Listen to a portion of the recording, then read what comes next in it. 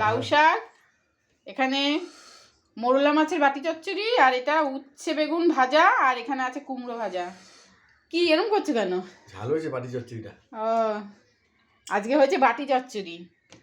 তো বাটি চচ্চড়ি দিয়ে খাচ্ছে, আর ঝালে কেমন করছে। ভালো হয়েছে না? মোটা মোটা লঙ্কা দিয়েছি রে। হুম, ঠিক আছে। আলু বেগুন কাঁচা টমেটো না? হ্যাঁ। ও, জমে গেছে আজকে। আমি এখনো খাইনি, খাবো। তুমি খেয়ে নাও। মাছগুলোকে ভাজিনি, একদম হ্যাঁ। পুরো ভালোভাবে একবারে মেখে আর বসিয়ে দিয়েছি। ওইভাবেই তো হয় বাটি চচ্চড়ি। এবার চুনো মাছ উঠবে বাজারে, ঠিক আছে, নিয়ে আসবে। হুম, আর এই চুনো মাছ খাওয়া অনেক উপকার জানো।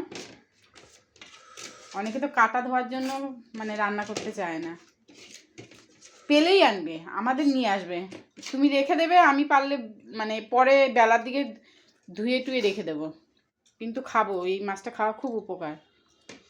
যে মাছে খাটনি বেশি সেই মাছ খেতেও ভালো লাগে, খেতে টেস্টও ভালো হয়। লাগে। হ্যাঁ হ্যাঁ, ঠিক আছে, খেয়ে নাও। হ্যাঁ, ভাত নাও না।